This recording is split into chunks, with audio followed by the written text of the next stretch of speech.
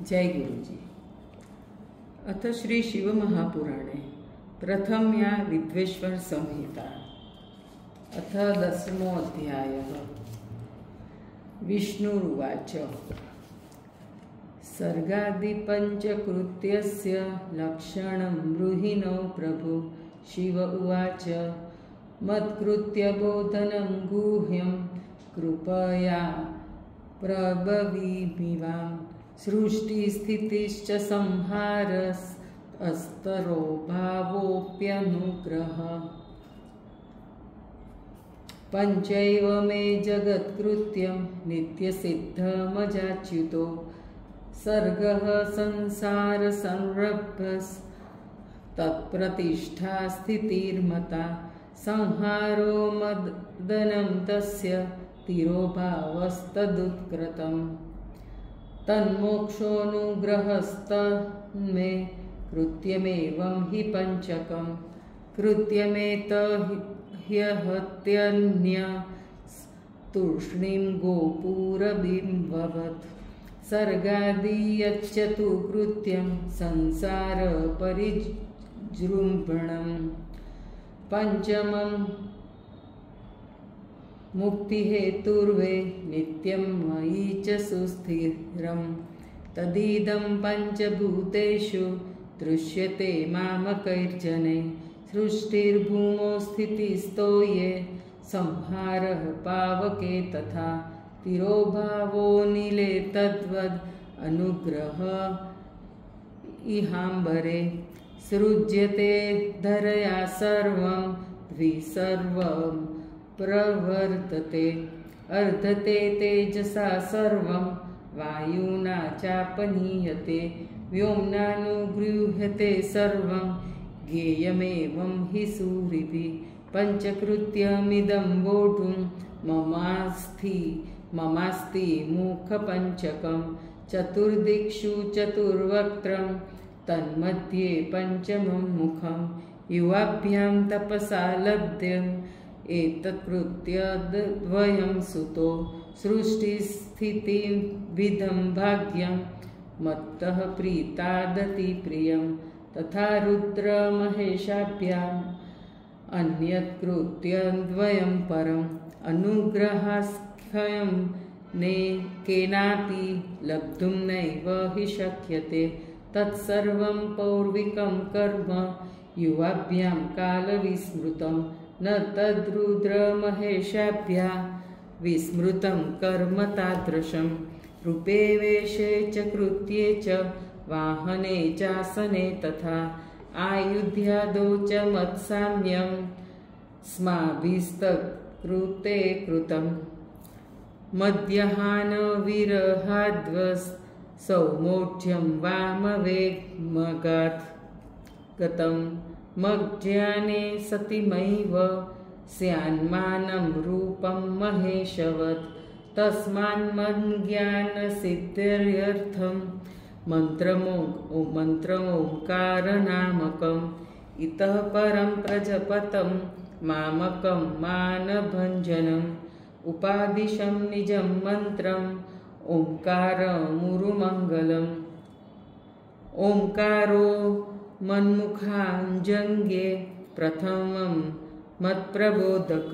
वाचकोऽयमहं वाच्यो मन्त्रोऽयं हि मदात्मक। तदनुस्मरणं नित्यं ममानुस्मरणं भवेत्। अकार उत्तरात् पूर्वं मकार पश्चिमाननात्। मकारो दक्षिणमुखाद्विदुः प्राङ्मुखतस्तथा। नादो मध्यमुखादेवं पञ्चदासो विजृम्भित। एकीभूतः पुनस्तद्वै ओमित्येकारक्षरो भवत्। नामरूपात्मकं सर्वं वेदभूतकुलद्वयं। व्याप्तमेतेन मन्त्रेण शिवशक्त्योश्च बोधक। अस्मात् पञ्चाक्षरं जज्ञे बोधकं सकलस्य तत्। अकारादिक्रमेणैव नकारादिपथाक्रमं यथाक्रमम् अस्मात् पञ्चाक्षराज्यात्या मातृकः पञ्चभेदत तस्मान् क्षीरश्वतुर्वक्त्रात् त्रपाद्राय त्रिरेव हि वेदः सर्वस्ततो जज्ञे ततो वै मन्त्रकोटय तन्मन्त्रेण तत्सिद्ध्वी सर्वसिद्धिरितो भवेत् अनेन मन्त्रकन्देन भोगो मोक्षश्च सिद्ध्यति सकला मन्त्रराजान साक्षाद्रोगप्रदा शुभा नन्दिष्क्वेरुवाच पुनस्तयोस्तत्र तीरं पट्टं गुरुप्रकल्प्य सिद्ध्यति सकला मन्त्रराजान साक्षाद्योगप्रदा शुभा नन्दिकेश्वर उवाच पुनस्तयोस्त्र तीरः पट्टं गुरुप्रकल्प्य मन्त्र च समादिशत्परम् निधाय तच्छीर्ण्य कराम्बुजं शनैरुदण्मुखं संस्थितयो सहाम्बिक त्रिरुचार्याग्रहीन् मन्त्रं यन्त्रतन्त्रोक्तिपूर्वकं शिष्यो च तौ दक्षिणायामात् आत्मानं च समार्पयत् प्रबद्धस्ततो किलतो तदन्तिकेतमुच्चतुर्देववरं जगद्गुरुं ब्रह्माच्युवाच नमो निष्कलरूपाय नमो निष्कलतेजसे नमः सकलनाथाय नमस्ते सकलात्मने नमः प्रणववाच्याय नमः प्रणवलिङ्गिने नमः सृष्टियादिकर्त्रे च नमः पञ्चमुखाय ते पञ्चब्रह्मस्वरूपाय पञ्चकृत्याय ते नमः आत्मने ब्रह्मणे तुभ्यं अनन्तगुणशक्तये